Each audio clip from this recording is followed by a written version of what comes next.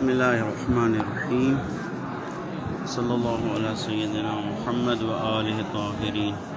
اللہم صلی علی محمد و آل محمد۔ مسئلہ نمبر 40 ہے۔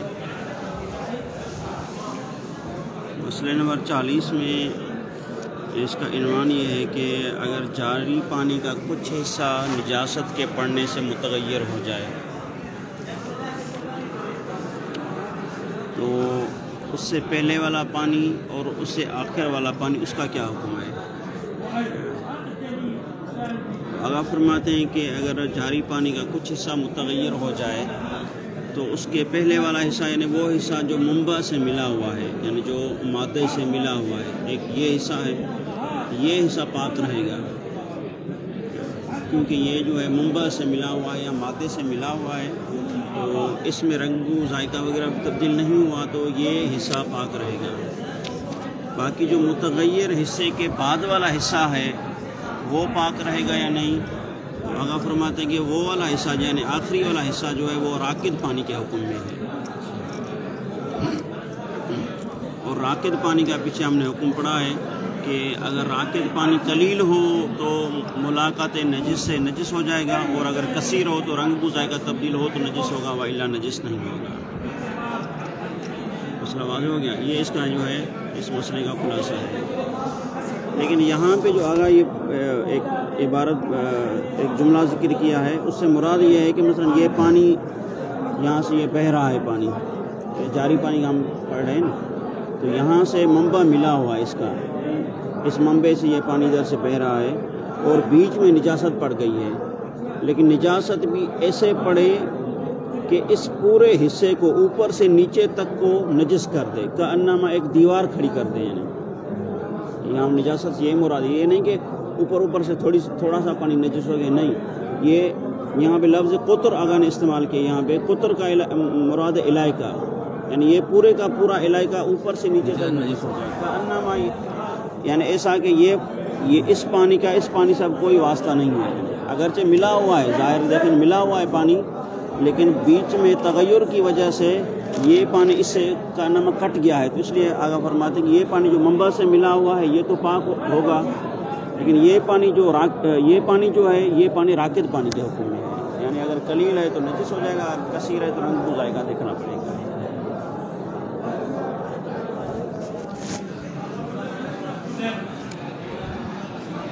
مسئلہ نمبر 40 ہے اذا تغیر بعض الماء الجاری، جب ماء جاری کا کچھ حصہ متغیر ہو جائے، دون بعضہ الآخر،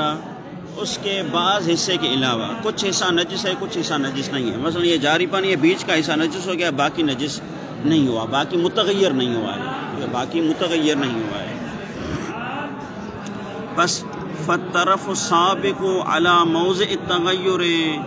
لا ينجس بالملاقات، بس اس موضع تغیر سے جو پہلا والا حصہ ہے وہ اس تغیر کی وجہ سے، اس نجاست کی وجہ سے وہ نجس نہیں ہوگا، یعنی پہلے والا وہ حصہ جو منبع سے ملا ہوا ہے وہ نجس نہیں ہوگا۔ وَإِنْ كَانَ قَلِيلًا، گرچہ وہ قلیل کیوں نہ ہو، کیونکہ یہ جاری پانی ہے اور دوسرا تو یہ منبع سے ملا ہوا ہے، تو اگرچہ قلیل کیوں نہ ہو اس کے باوجود بھی یہ پانی پاک رہے گا۔ والطرف الآخر، اب یہ طرف آخر یعنی اس سے ادھر والا حصہ جو ہے موضع تغیر سے بعد والا حصہ، جو موضع تغیر سے بعد والا حصہ ہے تو یہ طرف آخر حکمہ حکم الراکد ہے، اس پانی کا حکم ٹھہرے ہوئے پانی کے حکم جیسا ہے۔ پیچھے ہم نے حکم راکد پڑھا ہے کہ پانی اگر ٹھہرا ہوا ہو تو اس کا کیا حکم ہے، اگر ہم نے پڑھا کہ اگر قلیل ہو تو ملاقات نجس سے نجس ہو جائے گا، اور اگر کثیر ہو تو رنگ و ذائقہ تبدیل ہو تو پھر نجس ہوگا۔ تو ہم دیکھیں گے یہ والا پانی قلیل پانی ہے یا یہ والا پانی کثیر ہے، اگر قلیل ہے تو یہ بھی نجس ہو جائے گا، اگر کثیر ہے تو یہ جب تک رنگ و ذائقہ تبدیل نہ ہو تب تک یہ پاک رہے گا۔ حکمہ یعنی اس طرف آخر کا حکم کیا ہے، حکم راکد ہے، یہ اس صورت میں ہے، ٹھیک ہے، یہ جو آگاہ نے حکم ذکر کیا ہے کہ موضع تغیر نجس رہے گا، اس سے پہلے والا نجس نہیں رہے گا، اس سے بعد والا جو ہے وہ کیا ہے، راکد کے حکم میں ہے۔ یہ کب ہے؟ یہ اس کے لیے شرط ہے ان تغیر تمام قطر ذالک البعض، ذالک یہ اشارہ ہے، ذالک البعض یعنی اس موضع تغیر کی طرف، یعنی جب وہ موضع تغیر جو تبدیل ہوا ہے وہ تمام قطر تبدیل ہو گیا ہو،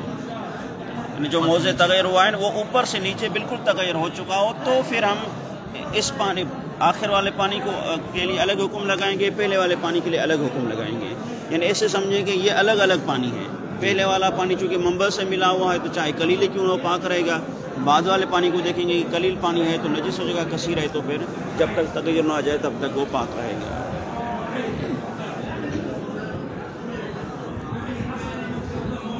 ان تغیر تمام قطر ذالک البعض، اگر اس بعض کا تمام قطر متغیر ہو جائے، اس بعض کا یعنی کیا، ذالک البعض کا اشارہ کہ موضع تغیر کی طرف، یعنی موضع تغیر میں جہاں پہ تغیر ہوا ہے نا، یہ جس حصے میں کچھ تغیر ہوا ہے وہ تمام قطر میں تغیر جب ہو تو حکم ہے، وإلا اگر ظاہری تغیر ہو تو پھر فقط ظاہری حصہ نجس ہو جائے گا، باقی تمام کا تمام پانی پاک رہے گا، آگے والا حصہ پیچھے والا حصہ سب حصہ جو ہے پاک رہے گا، جیسے کہ آگے خود فرماتے ہیں وإلا، یعنی وإلا کیا، یعنی اگر تمام قطر نجس نہ ہو، یعنی اوپر سے نیچے تک وہ والا حصہ نجس نہ ہو، فقط اوپر کا حصہ نجس ہوا ہے، تو فالمتنجس هو المقدار المتغیر فقط، تو پھر اس پورے جاری پانی میں فقط وہ والا حصہ نجس ہو جائے گا جو کہ مقدار متغیر ہے، یعنی جس حصے میں تغیر آیا ہے فقط وہ حصہ نجس ہو جائے گا، متنجس ہوگا، باقی نجس نہیں ہوگا، بعد والا بھی نجس نہیں ہوگا اور پہلے والا بھی نجس نہیں ہوگا۔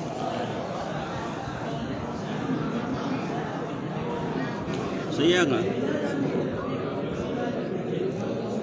مسئلے نمبر 41 میں آگا ایک اصولی جو ہے، اصول میں ہم پڑھتے ہیں استصحاب، یعنی یہاں پہ کا نام اس استصحاب کی طرف اشارہ ہے کہ ہم نے پڑھا کہ بھائی اگر پانی کا مادہ ہو، ٹھیک ہے، جس پانی کا مادہ ہو تو جب تک اس میں رنگ بو ذائقہ تبدیل نہ ہو وہ نجس نہیں ہوتا، چونکہ مادہ ہے چاہے قلیل ہو پھر بھی نجاست سے ملنے سے پاک ہوتا ہے، کثیر ہو تو پھر تو پاک ہی رہے گا۔ لیکن اگر ہمیں کسی پانی کے بارے میں شک ہو کہ آیا اس کا مادہ ہے یا مادہ نہیں ہے، اب اس پانی سے کوئی نجاست ملاقات کرے تو اب اس کا کیا حکم ہے؟ جس پانی کے بارے میں یقین ہو مادہ ہے تو وہ نجس نہیں ہوگا جب تک رنگ بو ذائقہ آ جائے۔ ہم جو یہ بات کر رہے ہیں فقط ملاقات سے، رنگ بو ذائقے سے تو کل بھی جیسے عرض کیا تھا کہ رنگ بو ذائقہ تو سمندر بھی نجس ہو جائے گا، یعنی فقط ملاقات نجس سے نجس ہوگا یا نہیں ہوگا یہ والی ہماری بحث ہے۔ تو جس پانی کا مادہ ہوتا ہے وہ ملاقات سے نجس نہیں ہوتا، اور جس پانی کا مادہ نہیں ہوتا وہ اگر قلیل ہے تو ملاقات سے فوراً کیا ہو جائے گا، نجس ہو جائے گا۔ تو یہ مثلا ہم ایک پانی دیکھ رہے ہیں، جیسے کہ مثلا کسی پہاڑ کے نیچے ہم کھڑے ہیں، پہاڑ سے اوپر پانی گر رہا ہے، اب ہمیں شک ہے کہ پتہ نہیں اوپر کوئی مادہ ہے اس کا چشمہ جہاں سے پھوٹ رہا ہے، یا اوپر کوئی ٹانکی وغیرہ پڑی ہوئی ہے، یا ایسے جو ہے پانی تھوڑا سا ہے وہ پانی بہہ کے آ رہا ہے، یہ ہمیں کیا ہے شک ہو، تو اس پانی کے لیے کیا حکم لگائیں گے؟ اس کا مادے والا حکم لگائیں گے یا اس کا بدون مادے والا حکم لگائیں گے؟ تو یہاں پہ 3 صورتیں ہیں، یعنی یہاں تو آپ کو پہلی حالت کا یقین ہوگا یا یقین نہیں ہوگا۔ استصحاب میں اس طرح ہوتا ہے نا، یعنی اگر آپ کو یقین تھا پہلے کہ بھائی ہاں اوپر جو ہے مادہ ہے اس کا، پہلے مادہ تھا اس کا،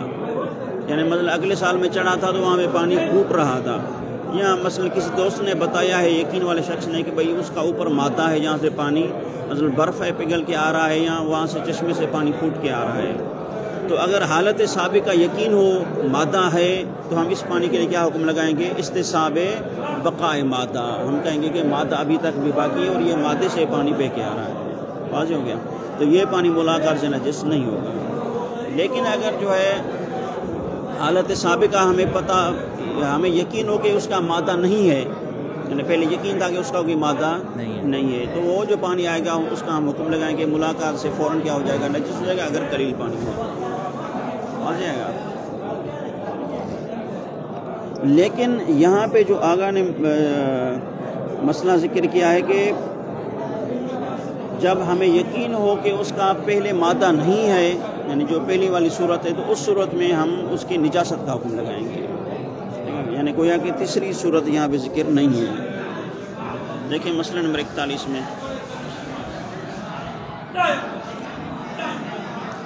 اذا شک فی ماء جار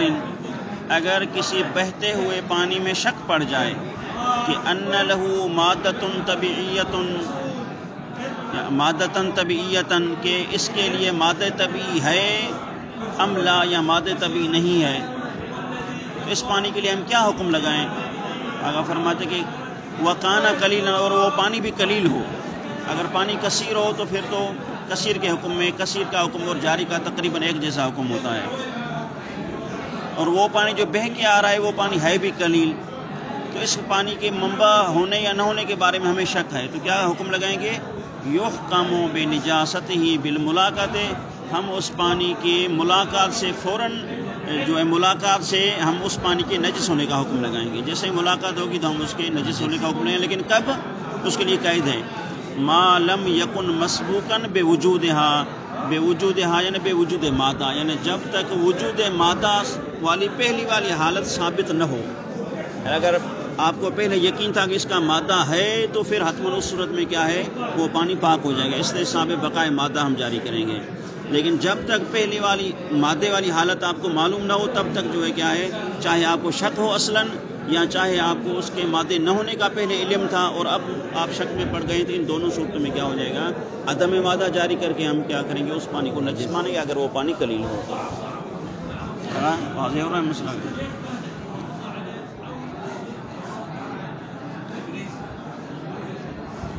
مسئلہ نمبر 42 میں جو ہے یہاں پر مسئلہ نمبر 41 تک مائع جاری کا حکم ختم ہو گیا. اب آگا جو ہے چونکہ ہماری گفتگو ہے مائع مطلق میں ہے، اور مائع مطلق میں وہ جس کا مادہ ہو، اس کے لیے آگا نے 2 مثالیں اوپر ذکر کی تھی اور ان کے کچھ مسائل ذکر کیے. ایک مائع بئر کا ذکر کیا اور دوسرا مائع جاری کو ذکر کیا. یہ دونوں مائع مطلق ہیں اور لہو مادہ. اب تیسرا مثال ہے یا اس کا تیسرا مصداق ہے، وہ ہے بارش کا پانی. تو بارش کا پانی بھی ایسا پانی ہے جس کا مادہ ہے اور یہ پانی بھی کیا ہے، مطلق پانی ہے. تو اس کا کیا حکم ہے، وہ اب جو ہے مائع مطر کا حکم ہم پڑھیں گے.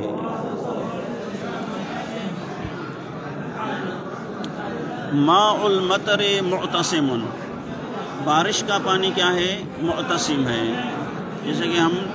معتصم اور منفعل کی اصطلاح پڑھی تھی. یعنی معتصم ہے یعنی کیا، یعنی ایک ایسا پانی ہے جو نجاست کے ملنے سے نجس نہیں ہوتا، چاہے قلیل کیوں نہ ہو. چاہے قلیل کیوں نہ ہو، یہ نجاست کے ملنے سے نجس نہیں ہوتا. کیونکہ جس کا مادے سے اتصال ہو، چاہے وہ قلیل کیوں نہ ہو، وہ نجاست کے ملنے سے نجس نہیں ہوتا، وہ معتصم ہوتا ہے، منفعل نہیں ہوتا. بس ماء مطر کیا ہے، معتصم ہے. یعنی کیا، یعنی خود آگا معتصم کی تعریف کرتے ہیں، یعنی لا ینجس بمجرد ملاقات نجس، یعنی نجس کی ملاقات سے وہ نجس نہیں ہوگا. فقط ملاقات ہو، تغیر وغیرہ نہ ہو تو ملاقات سے نجس نہیں ہوگا. یہ کیا ہے، مائع معتصم ہو جائے گا.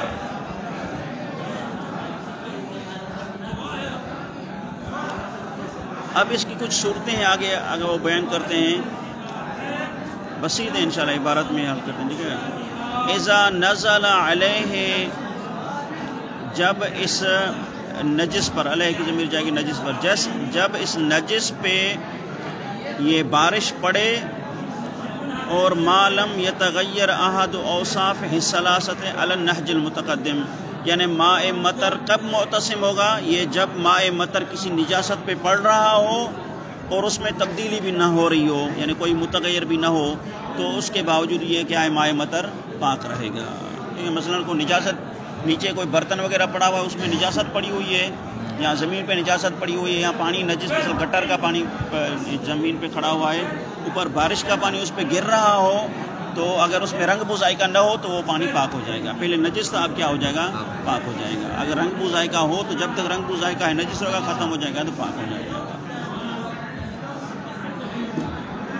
تو ماء مطر معتصم مجرد فقط نجاست کے ملنے سے نجس نہیں ہوگا. کب، اذا نزل علیہ، جب یہ ماء مطر گر رہا ہو اس نجس پر، لیکن اس وقت تک یہ نجس نہیں ہوگا. ما لم یتغیر احد اوصاف الثلاثۃ علی النہج المتقدم، جیسے کہ پہلے ہم نے اوصاف ثلاثہ کی تبدیل جب تک اس میں نہ آئے. تو یہ اس کا پہلا ایک مثال ہو گیا کہ ماء مطر معتصم ہے. ٹھیک ہے، واضح، یہ عبارت واضح نہ ہو تو بتائیے گا. اب دوسرا مثال ہے وَكَذَا لَوْ نَزَلَ أَوَّلًا عَلَى مَا يَعُدُّ مُمَرًّا لَهُ عُرْفًا۔ اب اس کی تھوڑی سی خلاصہ آپ یہ سمجھیں۔ پہلی صورت میں آگا نے کیا بتایا کہ بارش ڈائریکٹ نجاست کے اوپر گر رہی ہے، یعنی نجاست جو تحت سما ہے، آسمان کے نیچے ہے، بالکل اوپر سے بارش اس پہ گر رہی ہے، تو ہم نے کہا کہ جب تک اس میں رنگ ذائقہ تبدیل نہ ہو تب تک وہ کیا ہے، پاک ہے۔ لیکن یہاں پہ آگاہ فرماتے ہیں کہ اب ہم ایک دوسرا فرض کرتے ہیں کہ بارش ڈائریکٹ نجاست پہ نہیں گر رہی، بارش ایک اور چیز پہ گر رہی ہے، وہاں سے پانی بہہ کے جو ہے نجاست پہ گر رہا ہے، تو اب آیا اس پانی کا بھی وہی بارش والے پانی کا حکم ہے یا اس پانی کا حکم الگ ہو جائے گا؟ مثلا جیسے کہ پانی جو ہے چھت پہ گر رہا ہے، بارش کا پانی، اور چھت سے پرنالے سے پانی وہ نجاست پہ گر رہا ہے، ٹھیک ہے، ایک یہ مثال ہے۔ یہاں پانی جو ہے وہ دیوار پہ گر رہا ہے اور دیوار سے نیچے بہہ کے اور دیوار کے مثلا جو ہے کونے میں نجاست پڑی ہوئی ہے، اس پہ وہ پانی بارش کا پڑ رہا ہے، تو یہ ڈائریکٹ نہیں پڑ رہا، اس جو ہے ممر سے، ممر یعنی گزرگاہ سے ہو کے پانی اس میں آ رہا ہے۔ یا خود جو آگاہ نے مثال دی ہے وہ یہ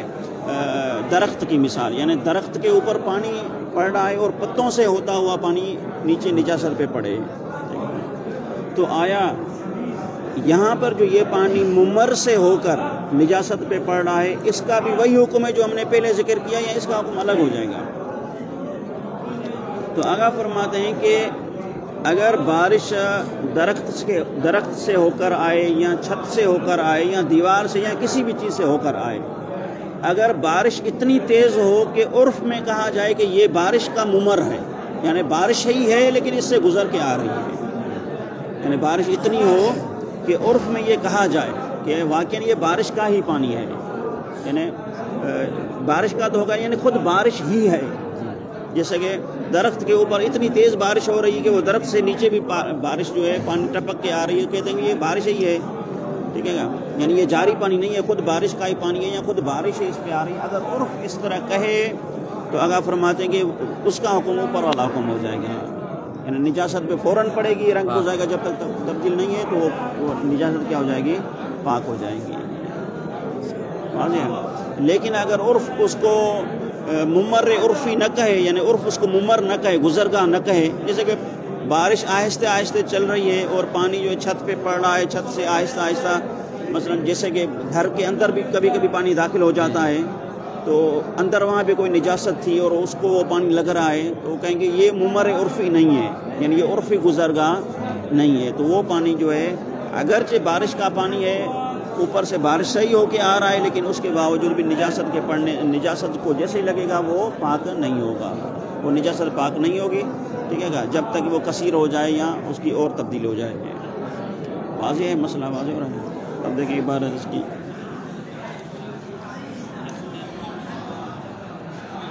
ہوا قضا یعنی اوپر والا ہی حکم ہے، یعنی ماء مطر اگر نجاست سے ملے تو وہ فوراً کیا ہے، نجاست والا پانی یا وہ متنجس چیز جو ہے وہ پاک ہو جائے گی۔ کب؟ لو نزل اولا علی ما، یعنی جب پہلے پانی گرے ایک ایسی چیز پہ جو کہ یعد ممرن لہو عرفن، جو عرفن اس بارش کے لیے گزرگاہ شمار ہوتی ہو۔ اب یہ عرفن جو ہوتی ہے، ایک تو مثلا دیوار ہے، دیوار پہ تھوڑی بھی بارش آ جائے تو عرف کہتے ہیں کہ بھئی یہ اس کی کیا ہے، گزرگاہ ہے، یا پرنالے سے تھوڑی بھی بارش آ جائے تو کہیں گے یہ اس کی کیا ہے، گزرگاہ ہے۔ تو ایک گزرگاہ جو ہے معمولی ہوتی ہے، اور ایک گزرگاہ تب ہوتی ہے جب پانی تیز پڑے، بارش تیز پڑے، تو آگاہ فرماتے ہیں کہ دونوں صورتوں میں عرف کہے گزرگاہ ہے تو یہ پانی کیا ہو جائے گا، بارش والا پانی ہو جائے گا۔ چاہے تھوڑی والی بارش ہے وہ تو حتماً ہے ہی ہے گزرگاہ، جیسے کہ پرنالے کا پانی، یا درخت سے ہو کر آئے تو درخت سے کب وہ ممر ہوگا درخت، جب وہ وہاں پہ تیز بارش ہو، بالکل جو ہے۔ تو اگر پانی ایک ایسی چیز پہ گرے جو اس بارش کے لیے ممر عرفی شمار ہو، چاہے یہ ممر عرفی آتی نہ ہو، بلکہ ولو لأجل شدت والتتابع، چاہے یہ شدت بارش کی وجہ سے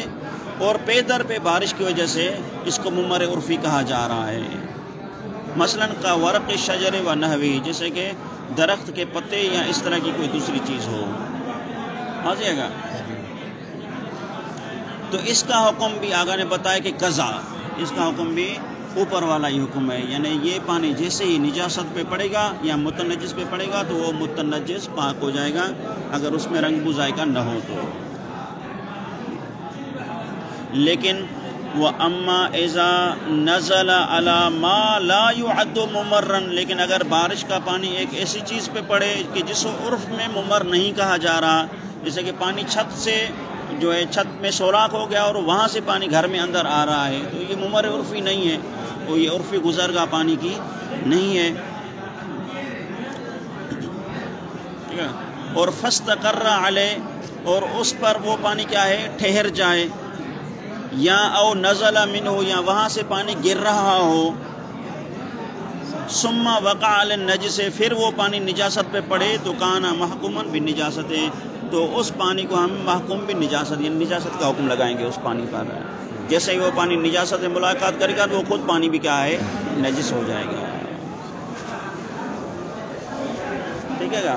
اب یہ کب تک نجس ہو جائے گا؟ جب تک وہ قلیل رہے گا، اگر کثیر ہو گیا تو پھر رنگ بو ذائقہ دیکھنا پڑے گا، یہ بات واضح ہونی چاہیے، بار بار جو آگاہ نے تکرار نہیں کر رہے، اس لیے جو ہے۔ 43 نمبر مسئلہ ہے، اب یہ مسئلہ جو ہے اوپر والے مسئلے کی طرح ہی ہے کہ اذا اجتمع ماء المطر فی مکان، کہ جب پانی بارش کا پانی کسی جگہ پہ جمع ہو جائے، بارش پڑی اور پانی کسی جگہ پہ جمع ہو گیا، وَكَانَ قَلِيلًا، اور وہ پانی کیا ہے تھوڑا پانی ہے، قلیل پانی ہے۔ اب آگاہ فرماتے ہیں اب اگر بارش رک گئی ہے تو وہ تو قلیل پانی ہو گیا، بارش رک گئی ہے تو قلیل پانی ہو گیا، نجاست کے ملنے سے ہی نجس ہو جائے گا۔ لیکن اگر بارش پڑ رہی ہو اس پر، قطرے قطرے پڑ رہے ہوں اس پر، ٹھیک ہے گا، تو وہ کیا ہو جائے گا پھر جاری پانی کے حکم میں ہو جائے گا، یہ پانی مطلق پانی ہے اور لہو مادہ کے حکم میں چلا جائے گا۔ اذا اجتمع ماء المطر فی مکان، کہ جب بارش کا پانی کسی جگہ پہ جمع ہو جائے، وکان قلیلا، وہ تھوڑا ہی ہو، لیکن فإن کان یتقاطر علیہ المطر، لیکن وہ پانی ایسا ہے کہ جس پہ کیا ہے بارش کے قطرے پڑ رہے ہوں، تو فہو معتصم کالکثیر، تو یہ کیا ہے معتصم اور کثیر کے حکم میں ہے، یعنی یہ لہو المادہ، یہ اس کا اتصال ہو گیا ہے۔ لیکن وَإِنْ انقطع عنہ التقاطر، لیکن جب اسے قطرے منقطع ہو جائیں گے، وہ بارش رک گئی، تو کانا بحکم القلیل، تو وہ قلیل پانی کے حکم میں چلا جائے گا۔ یہ واضح مسئلہ، ٹھیک ہے۔ 44 نمبر مسئلہ جو ہے، یہ مسئلہ جو ہے تھوڑا سا یعنی غیر عقلی لگ رہا ہے مسئلہ، اور اس مسئلے میں آغا سیستانی صاحب جو مشہور کے مخالف ہیں، آغا کھوئی صاحب کے اور باقی جو ہیں مراجع کے مخالف ہیں، بات تمام کے تو میں نہیں دیکھا، لیکن 2-3 جو فتویٰ میں نے دیکھی اس میں آغا کی فتویٰ مختلف ہے۔ فتویٰ آغا یہ بیان کر رہے ہیں کہ ایک برتن میں مائع متنجس پڑا ہوا ہے، ٹھیک ہے، ایک برتن میں مائع متنجس پڑا ہوا ہے، اب اوپر سے بارش کا پانی اس برتن میں پڑا، بارش کا پانی اسے سمجھے کہ پڑ رہا ہے اس برتن میں، تو اوپر والے مسئلے کی بنا میں کیا ہو جائے گا کہ اگر قلیل پانی نجس ہو اور اس پہ بارش کا پانی آ کے پڑے تو وہ پاک ہو جائے گا۔ تو آگاہ فرماتے ہیں کہ یہاں پر یہ پانی پاک ہو جائے گا، البتہ اس کے برتن کو ہم دیکھیں گے۔ اب یہ جملہ جو قابل ذکر ہے، آگاہ فرماتے ہیں کہ پانی تو پاک ہو جائے گا، لیکن اس کے برتن کو دیکھیں گے، اگر اس کا برتن ان برتنوں میں سے ہے کہ جو کھانے پینے میں استعمال ہوتے ہیں، ان کے لفظ اوانی استعمال ہوتا ہے، یعنی ایسا برتن ہے جو کھانے پینے میں استعمال ہوتے ہیں، تو وہ برتن پاک نہیں ہوگا، پانی پاک ہو جائے گا لیکن وہ برتن کیا ہو جائے گا پاک نہیں ہوگا، احتیاط لازم کی بنا پہ اس کو 3 مرتبہ دھونا پڑے گا۔ لیکن اگر وہ برتن ایسا ہو جو کھانے والا برتن نہ ہو، یہ عام برتن ہے، مثلا ٹانکی ہے یا اس طرح کا کوئی عام برتن ہو، تو وہ برتن پھر پاک ہو جائے گا۔ فرق واضح ہوا؟ یعنی اگر کھانے والا برتن ہے تو پانی دونوں صورتوں میں پاک ہو جائے گا، چاہے کھانے والا برتن ہو یا عام برتن ہو، پانی دونوں صورتوں میں، جیسے بارش پڑی تو پانی پاک ہو جائے گا۔ لیکن اگر عام برتن ہے جس کو ظرف کی تعبیر یہاں پہ کی گئی ہے، ٹانکی وغیرہ ہے، تو وہ بھی پاک ہو جائے گی، لیکن اگر کھانے والا برتن ہے تو احتیاط لازم کی بنا پہ وہ نجس ہی رہے گا، 3 مرتبہ اس کو دھونا پڑے گا۔ اب یہ فرق کیوں ہے؟ میں نے جو اس کا دیکھا صحیح، لیکن مجھے مصدر نہیں ملا جو ہے اس کا مصدر، کیونکہ جو آغا خوئی کا منہج ہے اس پہ استدلال ہیں مبانی منہج صالحین میں، اور آغا خوئی کی اس طرح فتویٰ نہیں تھی، کیونکہ جس طرح آغا خوئی کی فتویٰ ہوتی ہے تو اس پہ وہ دلیلیں ہیں کہ اس پر کیا دلیلیں ہیں۔ بعض نے جو ہے یہ بیان کیا ہے کہ یہاں پر یہ جو حکم آغا سیستانی صاحب نے بیان کیا ہے یہ دلیل خاص کی وجہ سے روایات اس طرح موجود ہیں، یعنی امام نے بیان کیا کہ اوانی وہ ہے کہ جو کھانے پینے کے برتن ہیں تو یہ اوانی پاک نہیں ہوں گے، پانی پاک ہو جائے گا، تو شاید ان روایت خاصہ پر عمل کرتے ہوئے آغا نے یہ فتویٰ دیا ہے۔ دوسرے برتن جو ہیں وہ کیا برتن ہیں پاک؟ کون سے ہیں؟ بڑے برتن جو ہے کھانے پانے والے نہیں ہیں، کھانے پینے والے نہیں ہیں، تو وہ تو جیسے بارش کا پانی پڑا پانی بھی پاک ہو گیا، برتن بھی پاک ہو گیا۔ اب یہ جو کھانے پینے والے برتن ہیں جیسے ہی بارش کا پانی ان میں پڑا تو وہ پانی پاک ہو جائے گا، برتن پاک نہیں ہوگا۔ الماء المتنجس اذا امتزج معه ماء المطر، اگر ماء متنجس کسی برتن میں پڑا ہوا ہو اور اس کے ساتھ بارش کا پانی مل جائے، امتزج یعنی مل جائے، ایسا نہیں کہ ایک دو قطرہ پڑے، نہیں، بالکل بارش کا پانی اس میں پڑے اور مل جائے، لیکن بارش کا پانی میں کتنا پڑے؟ امتزج ماء المطر بمقدار معتدن به، اتنی مقدار میں کہ جس پہ بھروسہ کیا جائے، یعنی اچھا خاصا پانی پڑے، ٹھیک ہے، یعنی اس مائع جو ہے متنجس میں بارش کا پانی پڑے لیکن وہ بھی کیا ہے اچھا خاصا پانی پڑے، یعنی ایک اچھی مقدار میں پڑے، تو پھر وہ کیا ہو جائے گا؟ پانی پاک ہو جائے گا۔ لا مثل القطرۃ او القطرات، ایسا نہیں کہ ایک قطرہ پڑ گیا، دو قطرہ پڑ گیا تو آپ جو ہے وہ برتن بس اندر سے باہر سے اندر لے کے آ جائیں کہ بھئی ہاں یہ پاک ہو گیا، اس طرح نہیں ہے، بلکہ اس میں پانی بارش کا پانی پڑے، اچھا خاصا پانی پڑے تو پھر وہ پانی کیا ہو جائے گا؟ پاک ہو جائے گا۔ تو الماء المتنجس طہورا، یہ ماء متنجس کیا ہے؟ پاک ہو جائے گا۔ وقضا ظرفہ، اب ماء متنجس جو ہے جس برتن میں پڑا ہوا ہے وہ پانی پاک ہو گیا تو اس کا کیا ہے؟ عقل یہ کہتا ہے کہ مثلا اس کا ظرف بھی پاک ہو جائے گا، تو یہ ظرف سے مراد کیا ہے؟ یہاں پہ کیا ہے؟ ظرف سے مراد یہ ہے یعنی جو عام برتن ہے، کھانے پینے والے برتن نہیں، وہ ظرف سے مراد ہیں۔ اذا لم یکن من الاوانی، لیکن یہ ظرف کب پاک ہوگا؟ جب یہ ظرف اوانی میں سے نہ ہو، یعنی یہ جب یہ ظرف کھانے پینے والا ظرف نہ ہو، عام ظرف ہو تو وہ پھر پاک ہو جائے گا، لیکن اگر یہ ظرف اوانی میں سے ہو یعنی کھانے پینے والا برتن ہو تو آگا فرماتے ہیں کہ وَإِلَّا، یعنی اگر وہ برتن جو ہے وہ کھانے پینے والا ہو یعنی اوانی میں سے ہو تو فلا یطہرو، تو یہ برتن پاک نہیں ہوگا الا بالغسل ثلاثا علی الاحوط لزوما، مگر یہ کہ احتیاط لازم کی بنا پر اس کو 3 مرتبہ دھویا جائے۔ واضح ہے؟